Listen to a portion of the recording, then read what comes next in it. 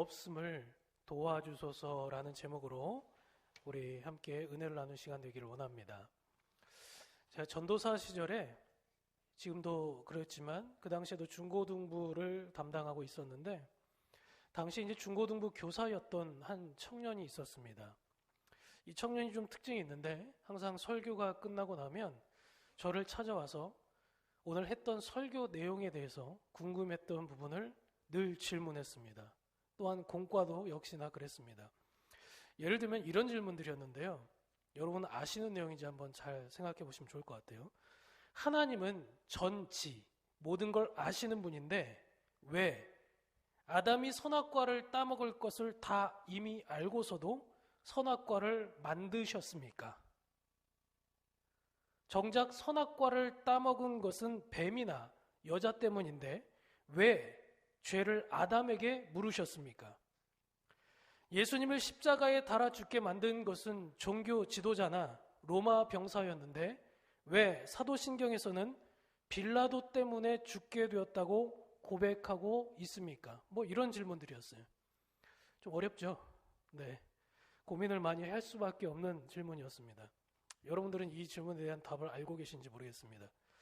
그 당시 자신은 이런 질문이 풀리지를 않기 때문에 하나님을 믿고 싶어도 온전히 믿을 수 없다라고 솔직하게 저에게 말했습니다. 이런 청년의 모습을 본 주변의 이제 권사님이나 집사님들은 저를 보면서 안절부절했습니다. 이 애가 믿음이 부족해서 괜히 전도사님을 귀찮게 만든다고 이해해달라고 미안하다고 그렇게 얘기하셨습니다. 그러나 저의 생각은 좀 달랐습니다. 물론 그 당시에 저도 학생이고 또 배움은 항상 끊임없는 것이기 때문에 모르는 부분이 있어서 더 공부해야 됐고 또 당장 대답해 주지 못할 때에는 답답한 막힘이 있어서 좀 그런 부분도 있었지만 저는 절대 그 청년의 믿음이 없다라고 생각하지 않았습니다. 오히려 저는 그 청년의 고민과 질문이 너무나 귀하다라는 생각이 들었습니다. 비록 지금 당장은 의심의 눈초리를 가지고 성경을 바라보고 있지만 그 의심은 불신으로 향하기 위한 의심이 아니라 오히려 확신한 믿음을 얻기 위한 과정이라는 것을 잘 알고 있었기 때문입니다. 오히려 제가 신앙생활을 좀 해보니까 많은 성도들을 만나고 또 그 가운데 얻은 결론이 하나 있다면 건강한 의심보다 불확실한 맹신이 훨씬 더 위험하다라는 생각을 깨달을 수 있었습니다. 정확히 알지 못하면서도 믿는다라는 말은 굉장히 위험한 말입니다. 결국 이런 불확실한 맹실은 삶에 큰 문제를 만나게 될 때 언제든 불신으로 돌변하게 만들기도 하기 때문에 그렇습니다. 그런 의미에서 볼 때 오늘 본문에서 우리가 이제 다루게 될 이 사사 기드온 그 이야기는 건강한 의심이 어떻게 믿음의 확신으로 발전해 나갈 수 있는가 이것을 보여주는 아주 좋은 예라고도 할 수 있겠습니다. 성도님들은 이 기드온 하면 어떤 이 이미지 혹은 제목이 좀 떠오르십니까? 기드온 하면 되게 기드온과 300용사 이것을 좀 떠오를 텐데요. 용맹한 이 장수 기드온의 이미지를 떠올리게 될 겁니다. 하지만 그의 실체는 원래 달랐습니다. 어느 날 기드온은 포도즙을 짜는 즙틀 안에서 밀을 타작하며 있었습니다. 그때 그 좁은 공간에서 밀을 타작하고 있는 기드온에게 여호와의 사자가 나타났습니다. 여러분 이 포도즙 짜는 틀이 저도 잘은 몰라서 뭔가 하고 이렇게 사전을 좀 찾아봤더니 이 0.5평 정도 되는 이 한 평도 안 되는 좁은 공간에 60cm 정도의 깊이를 가지고 있는 그런 안반을 판 공간이라고 얘기를 합니다. 그러니까 아주 장정이었겠죠. 남성일 테니까. 이 남성이 좁은 공간 안에 들어가서 밀을 타작하는 아주 조금 우스꽝스러운 모습을 떠올리면 좀 맞을 것 같습니다. 그때 여호와의 사자가 나타나서 말씀을 하셨는데 왜 이 기드온이 이렇게 하고 있었냐면 그 당시 미디안이 쳐들어왔다라는 소식을 듣고 자신이 죽을까봐 숨어서 그렇게 목숨을 부지하고 있었던 것입니다. 그에게 여호와의 사자가 이렇게 말씀하셨습니다. 하나님께서 너와 함께 하신다. 여러분, 어느 날 여러분이 이렇게 일상생활을 하고 있는데 하나님께서 나타나셔서 혹은 하나님의 사자가 나타나서 하나님이 너와 함께 하신다 그러면 여러분 뭐라고 응답하시겠습니까? 우리 같으면 좀 벌벌 떤다든지 뭐 신앙이 좀 좋으신 분들은 아멘 이러실 것 같은데 기드온은 아주 당돌하게 얘기했습니다. 그렇지 않다. 이게 무슨 말이에요? 하나님이 나와 함께하고 있지 않다라는 거예요. 그럴 만한 근거가 있었습니다. 하나님이 만약에 우리와 함께 하셨더라면 지금 어떻게 우리가 이 이스라엘이 미디안의 손에 넘겨짐을 당할 수 있었겠는가? 이 말을 좀 현대적으로 재해석해 볼까요? 하나님이 우리와 함께하고 있다면 저 러시아의 푸틴이 어떻게 수만 명을 그렇게 죽일 수가 있겠는가? 어떻게 터키의 대지진으로 말미암아 죄 없는 어린아이가 죽을 수 있겠는가? 이런 질문을 합리적으로 해올 수 있다라는 거죠. 하지만 기드온의 이 발언에는 사실 오류가 좀 있었습니다. 왜냐하면 이미 이전에 9절, 10절 말씀을 좀 상기를 해보면 하나님이 말씀하시기를 나는 너희를 버리지 않았지만 너희가 나를 버렸다라고 그 책임을 누구에게 묻고 있어요? 이스라엘 백성들의 죄에 대해서 묻고 있는 것입니다. 그리고 두 번째로 그 근거가 있다면 하나님은 이제 구원을 하기로 작정하셨는데 누구를 통해 하시기로 하신 거예요? 기드온을 통해서 용사를 보내기로 작정하셨다라는 겁니다. 바로 이 같은 해석의 오류가 우리 삶 속에서도 충분히 일어날 수 있는 그런 문제의 종류라고 저는 생각이 됩니다. 우리도 이 두 가지의 오류를 겪게 되죠. 하나님이 우리를 아예 떠났다. 하나님은 존재적으로 우리와 함께하고 있지 않다라고 생각하거나 현재 당하고 있는 우리의 역경 때문에 아예 뭔가를 기대하지 않는 거예요. 하나님이 나를 통해서 뭔가 역사하지 않을 거야. 하나님은 뭔가 구원하지 않을 거야. 이런 상황을 바꾸지 않을 거야. 전쟁을 끝내지 않을 거야. 선한 사람들의 핍박을 그냥 묵인하실 거야. 뭐 이런 종류인 거죠. 두 번째 오류라면 우리가 어떤 방법을 통해 혹은 누구를 통해 도와주실지에 대해서 구체적으로 묻지 않아요. 그러다 보면 대개는 문제는 내가 해결하려고 할 때가 많습니다. 당장 지금 내가 갖고 있는 재력, 건강, 인맥, 지식, 그동안의 경험, 이 모든 것들을 통해서 내 안에 있는 문제들을 해결하려고 하지 하나님께 내 문제를 온전히 내어 맡기려고 하지 않아요. 그래서 나타나는 증상이 뭐예요? 기도하지 않아요. 기도하지 않는다는 건 결국은 아직 내 힘이 있다는 반증이에요. 내가 힘으로 하려고 한다는 거죠. 그래서 하나님은 기드온이 하나님이 보내신 미디안으로부터의 구원자라고 정확히 14절에 말씀하셨어요. 내가 너를 보내지 않았냐. 하나님의 방법을 분명하게 일러주셨습니다.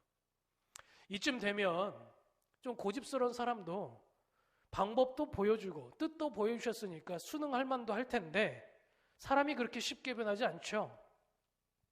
그래서 기드온은 두 번째 이의를 제기했습니다. 이제는 하나님의 선택한 구원의 도구인 자신, 이 기드온이 그 일을 감당할 만한 제목이 아니다라고 말하고 있습니다. 그러면서 뭐라고 표현했냐면 나는 내 아버지의 집에서 가장 작은 자니다 그랬어요. 여러분 이 표현을 얼핏 들어보면 겸손한 자의 표현이라고 볼 수도 있습니다. 객관적으로 봐도 기드온의 말은 좀 일리가 있습니다. 왜냐하면 실제 기드온은 이스라엘 중에 가장 작고 약한 가문을 배경으로 하고 있었기 때문입니다. 하지만 여러분 마음이 중요한 거죠. 표현이 중요한 게 아니라 겸손한 것이 아니라 그 속마음은 뭐예요? 하나님의 뜻에 지금 반대하고 싶은 거예요.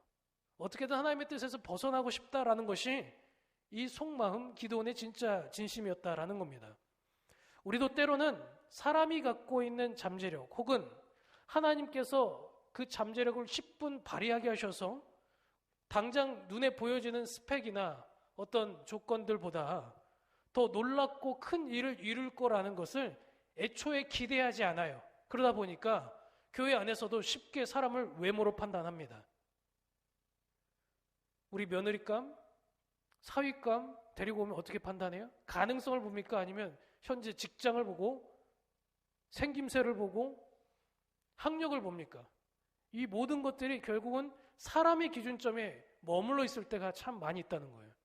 심지어는 교인들이 새로 와도 부티나고 좀 부유한 사람들은 환영하지만 약간 좀 없어 보이고 몸이 불편하거나 정신에 지체가 좀 있다든지 하면 꺼려하는 것이 우리들의 속마음 아닙니까? 이런 인간의 계획들이 하나님의 큰 계획을 오히려 방해할 때가 있다라는 겁니다. 하나님의 놀라운 능력을 사모한다고 말하고 있지만 정작 하나님의 기적이 시작되는 그 순간에는 우리도 세상 사람들과 똑같은 기준으로 판단하고 미리 지레짐작할 때가 있다는 거죠. 그러자 천사는 기드온을 가리켜서 이렇게 고백했습니다. 너는 큰 용사다. 참 위로가 되는 말이죠. 우리 같은 사람들도 하나님이 너는 큰 사람이다. 너는 지금 비록 보잘것없지만 하나님이 큰 일을 이루게 할 거다. 그런 얘기를 하면 참 위로가 되는데 정말 기드온이 객관적으로 볼 때 큰 용사라는 말을 들을 만한 사람이었습니까? 아까 기드온이 뭐하고 있었죠? 포도즙 짜는 그 좁은 공간 안에서 남자가 하기는 좀 부끄러운 모습으로 밀을 타작하며 그렇게 생계를 연명하고 있었습니다. 행여나 자신에게 화가 미칠까봐, 행여나 전쟁터에 끌려갈까봐, 행여나 자신을 리더로 삼을까봐 사내다운 기계를 보이는 모습이 전혀 없었던 그야말로 소심하고 능력 없는 모습이 기드온의 원래 가진 모습이었다라는 겁니다. 그런데 여호와의 사자가 너는 큰 용사다라고 그렇게 불렀을 때 기드온의 속마음은 어땠을까요? 조롱하는 것 같지 않았을까요? 너 지금 나랑 장난해? 지금 나 놀리는 거야? 우리가 어느 정도 그래도 깜이 돼야 그런 가능성에 대해서도 칭찬을 고깝게 받아들이지 전혀 잘하는 게 없는 사람한테 노래도 못하는 음치한테 야 너 가수감이다 그러면 어때요? 기분이 확 나빠져요. 펜대를 잡아본 적도 없는 공부 못하는 사람한테 야 너 서울대감이다 그러면 뭐래요 그래요? 그런 용기를 얻습니까? 이 사람 지금 나랑 장난하자는 건가? 이런 불쾌함이 먼저 들지 않겠습니까? 그런데 사실 하나님의 전지전능하심을 생각해보면 그때부터는 능력이 아니라 불가능한 것은 없다라는 것을 우리는 기억하실 필요가 있습니다. 내가 너와 함께 하겠다. 내가 너를 보내겠다. 이렇게 말씀하셨어요. 이쯤 되면 진짜 아멘 할 만도 할 텐데 야 기드온 진짜 대단한 사람이에요. 제가 볼 때는 참 끈질긴 사람입니다. 이걸 보면 한편으로는 될성 싶은 사람은 고집도 그만큼 센 것 같아요. 세 번째로 또 의의를 제기합니다. 지금까지 나와 지금 대화하고 있는 너는 누구냐? 지금까지 내가 지금 막 대화를 하다 보니까 내용은 참 좋은데 듣다 보니까 기분은 좋은데 당신이 누구인지 당신이 정말 하나님이 보낸 자인지 하나님인지 증거를 보여주세요 그랬어요. 여러분 우리도 영적인 체험을 신앙생활을 하다 보면 할 때가 있습니다. 아주 초자연적인 체험을 할 때도 있죠. 방언을 못하던 사람이 방언이 터지기도 하고 때로는 신유의 놀라운 기적도 체험하기도 하고 때로는 귀신 들린 사람을 만나기도 합니다. 그런데 그때 우리가 신비로운 체험을 통해서 이 영적인 세계를 경험하고 싶고 하나님의 살아계심을 알고 싶은데 그런 원하는 마음이 있지만 정작 그런 일들이 우리에게 사인으로 하나님의 표적으로 보여질 때 우리 마음속에 덜컥 드는 생각은 하나님 감사합니다. 이런 사인을 보내주셔서 감사합니다. 제가 저 잘 믿겠습니다. 라는 생각이 아니라 이 사인이 진짜인지 아닌지 의심이 먼저 든다는 거예요. 저도 아마 예전에 고백한 바 있지만 저희 어머니도 한번 악령이 든 적이 있었죠. 귀신이 들려서 부러진 다리를 안고서 깁스도 하지 않은 채 이 병원 복도를 새벽에 뛰어다니셨습니다. 백내장이 있는 눈으로 이 한 치 앞도 잘 못 보던 분이 안경을 쓰고 있는 저보다 더 멀리 있는 글자를 잘 보셨습니다. 그뿐만 아니라 수많은 사람들의 말을 똑같이 듣고 똑같이 따라했습니다. 기억력이 대단한 거죠. 그뿐만 아니라 계속해서 말을 반복했습니다. 유일하게 따라하지 않는 말이 있었다면 예수 그리스도였습니다. 저는 참 신비로운 것들을 별로 신뢰하지 않고 체험해 본 적도 없었습니다. 그때는 근데 제 부모가 그런 귀신에 들리는 일이 있을 거라고 상상조차 해본 적이 없었기 때문에 제가 할 수 있는 일이라고는 하나도 없었습니다. 그동안 배웠던 신학적 지식, 전도사나 목회자로서 할 수 있는 뭔가 대단한 영역, 이런 것들은 온데간데 없고 그냥 펑펑 울면서 하나님께 도와달라고 기도하는 것, 그거 하나뿐이었습니다. 제가 어머니 머리에 얹고 처음으로 그때 하나님의 신비로운 능력을 체험하기를 원했던 것 같아요. 10분을 기도하면 놀랍게 10분 동안 제정신으로 돌아와요. 아, 이게 진 빠지더라고요. 10분 기도하고 난 후에 10분이 지나면 또 제정신이 아닌 거예요. 이거를 몇 번을 반복했습니다. 축기 작업을 하고 교회에서 밤을 새면서 기도를 했을 때 그때서야 성령님께서 어머니께로 들어왔습니다. 옷을 막 터시더라고요. 왜 그렇게 밤새 옷을 터냐 했더니 죄를 털어야 된다고 누군가 시켰습니다. 누구냐 했더니 성령님이 시켰대요. 그동안 정신이 들고 나서 어머니 말씀하시는 게 이 병원에 갔을 때 온갖 검사를 다 했는데 죽은 자의 영혼들도 만나고 세계 모든 곳들을 끌려다니면서 그렇게 끌려다니듯이, 그러니까 정신은 온전했지만 몸과 육체가 말을 듣지 않는 그런 상태였다라고 그렇게 저에게 말씀하셨습니다. 놀라운 사실은요, 저희 아버지도 똑같이 옆에서 그 일을 경험했고 저희 아버지도 똑같이 그 상황을 봤지만 그 당시에는 영적인 세계가 있나 보다라고 저에게까지 얘기했던 그분이 막상 어머니가 제정신으로 돌아오고 나서 했던 고백은 뭐였냐면 네 엄마가 약을 빈속에 먹어서 그렇게 된 것 같다라고 이야기했습니다. 이게 무슨 뜻인지 아시겠습니까? 똑같은 상황을 보고 똑같은 체험을 하고 똑같이 고백도 하지만 하나님의 존재를 인정하지 않는 사람은 신비로운 체험이 절대 우리의 삶을 믿음으로 가게 만들지 않는다는 데 있다는 것이에요. 결국은 이 사인은, 표적은 우리의 믿음을 믿음으로 만들지 않습니다. 그러나 지금 기드온은 그 표적을 구하고 있는 겁니다. 여호와의 사자는 예물을 가지고 나와서 주 앞에 드리기 원했던 기드온 앞에 그 예물을 불사르고 사라졌습니다. 구약에서 이 불은 항상 하나님의 임재를 상징했습니다. 그때 기드온은 마음에 확신이 생겼죠. 나와 지금 대화하고 있던 존재가 하나님의 보낸 영이었구나, 사자였구나. 내가 하나님을 배웠구나. 나는 하나님께 원래 하나님의 얼굴을 본 자는 죽임당에 마땅할 텐데 그러지 않고 지금 내가 지금 살아있는 것 자체가 기적이구나 감사할 수 있었습니다.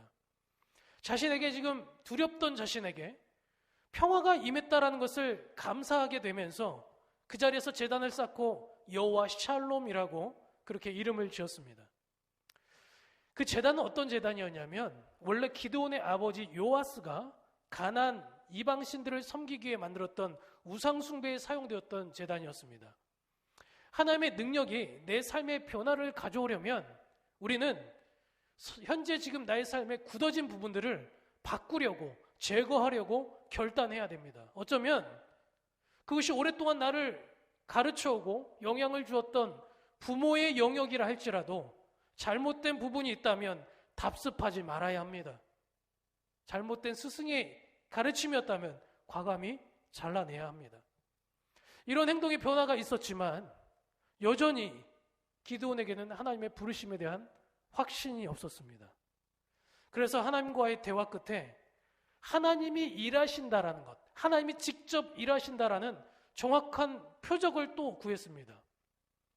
그 내용은 이렇습니다. 양털을 마른 땅 위에 두고 주변에 다른 것들은 다 놔두고 양털만 젖게 해달라. 이슬로 인해 젖게 해달라는 것이 첫 번째 요구였습니다.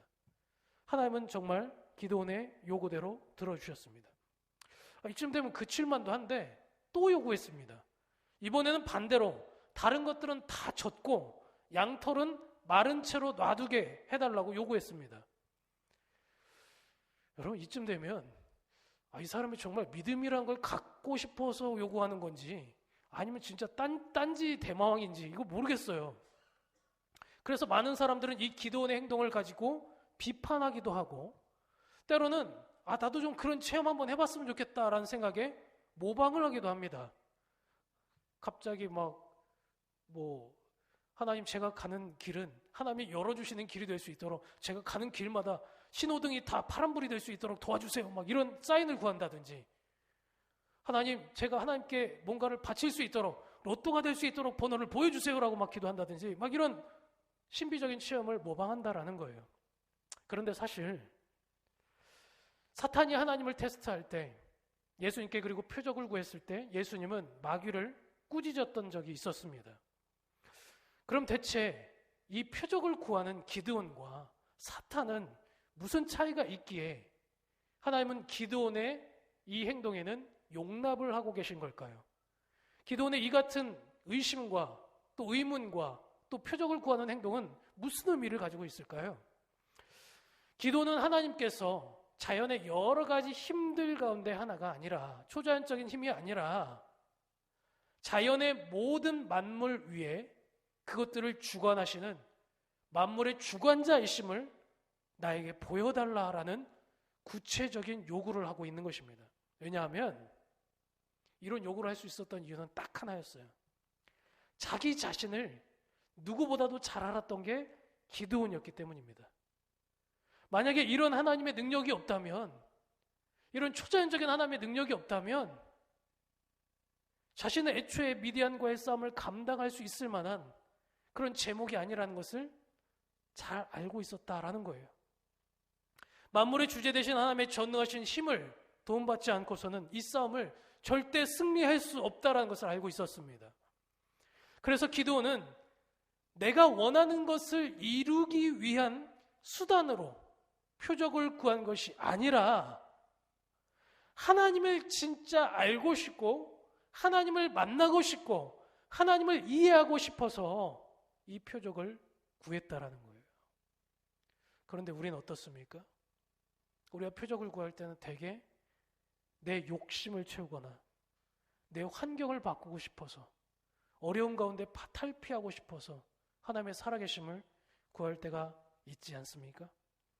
기드온의 진정한 요구는 표적 자체에 있는 것이 아니라 자신의 연약함을, 그 믿음을 세울 수 있도록, 내 믿음을 좀 세워달라는, 나를 좀 믿을 수 있도록 더 믿음을 강하게 해달라는 그런 요구였습니다. 마가복음 9장에서도 보면 어릴 적부터 귀신 들려있던 아들을 가진 아버지가 예수님께 나와 치료를 간구하는 장면이 나옵니다. 그리고 그 앞에, 예수님 앞에 이렇게 표현했습니다. 예수님, 제가 주님을 믿습니다. 그러나 나의 믿음 없는 것을 도와주소서라고 얘기했어요. 믿습니다. 나의 믿음 없는 것을 도와주소서. 이게 무슨 말입니까? 앞뒤 문맥이 뭔가 맞지 않아요. 문맥에 오류가 있습니다. 이미 믿고 있는데 믿음이 없으니 도와달라는 거예요. 그런데 이 뜻을 조금 제가 쉽게 풀이해보면 이런 뜻입니다. 주님, 저는 주님을 믿습니다. 하지만 주님이 제 아들을 어떻게 치료할지 저는 모릅니다. 주님이 어떤 분인지, 저에게 어떤 능력을 일으키실지 저는 하나도 모르겠습니다. 저는 주님을 아직 모릅니다. 하지만 주님, 제 인생을 맡겨드립니다. 저는 주님을 모르지만 주님을 믿을 수 있도록, 주님을 알 수 있도록, 체험할 수 있도록 저를 도와주세요. 사실 지금 설교를 하고 있는 저도 하나님을 잘 모릅니다. 때론 이해도 안 갑니다. 왜 이런 일들이 나에게 일어나는지, 왜 이런 일들이 세상에 일어나는지, 왜 선한 자들이 핍박받고 부정직한 자들, 악한 자들, 때로는 거짓으로 사는 자들이 더 잘 사는지 저는 잘 모릅니다. 왜 잘 살려고 하는 성도들은 병에 걸리고 얼렁뚱땅 사는 사람들은 이렇게도 건강하고 부유한지 저는 잘 모릅니다. 때로는 답답하고 원망이 되기도 하고 때로는 의심이 들 때도 있습니다. 가끔은 하늘을 향해 하나님께 부르짖을 때도 있어요. 욕하고 싶을 때도 있어요. 그러나 그렇다고 해서 주님의 존재가 없다라고 의심하는 것은 절대 아닙니다. 제가 주님을 너무 몰라서 오는 의심입니다. 의문입니다. 그래서 묻습니다. 주님, 살아계시다면 무슨 뜻이 있기에, 무슨 계획이 있으시기에 이렇게 하신 겁니까? 알려주세요. 저는 모릅니다. 제가 알 수 있도록, 깨달을 수 있도록 사인을 좀 주세요. 알려주세요. 아직도 다 풀리지 않은 일이 많지만 언젠가 주님의 뜻 안에서 주님의 때에 맞게 주님의 뜻을 이루실 거라고 저는 믿습니다. 사랑하는 성도 여러분, 우리는 의문을 품고 신앙생활을 해야만 합니다. 막연한 믿음은 결코 우리의 삶을 바꾸지 못하고 우리가 믿고 있는 하나님의 존재를 확신하게 만들지 못합니다. 막연한 믿음은 결코 우리를 위기의 삶 속에서 결국 하나님을 신뢰하지 못하도록 만듭니다. 제대로 된 믿음의 여정을 걸어가기 위해서 오늘 하나님을 제대로 알기로 작정하고 믿음의 행보에 의문을 품을 뿐만 아니라 그 의문이 확답이 될 수 있도록 더욱더 하나님께 가까이 나아가 하나님을 더 영위하고 하나님과 동행할 수 있는 삶이 될 수 있기를 주님의 이름으로 축복합니다. 기도하겠습니다. 하나님 아버지, 이 시간 주님 앞에 간구합니다. 지혜 없고 때로는 죄 많고 의심덩어리인 우리들이 주님을 믿는다는 이유로 이 자리에 모였습니다. 그러나 때로는 우리의 삶을 돌아볼 때 정말 내가 믿고 있는 건 맞는지, 정말 내가 하나님을 이해하고 있는 건지, 주님이 있다고 생각하고 있는 건지 내 자신도 이해가 안 될 정도로 우리는 연약한 삶을 살 때가 많이 있습니다. 그때마다 하나님을 부정하는 것이 아니라 오히려 주님 알기를 더욱더 사모하고 하나님의 표정을 구하며 특별히 말씀 속에 선포되어지는 그 뜻을 헤아려 알 수 있도록 공부하고 또 연구하고 또 묵상하며 날마다 주님의 말씀과 함께하고 또 하나님의 뜻에 순종하기 위하여 기도의 무릎으로 나아갈 수 있는 성숙한 그리스도인들이 될 수 있도록 우리를 붙잡아 주시옵소서. 그래서 종국에는 그 의심이, 그 의문이 오히려 더 견고한 믿음으로 나가는 발판이 될 수 있기를 원하오니 주님, 우리를 받아 주시옵소서. 예수님의 이름으로 감사하며 기도합니다. 아멘.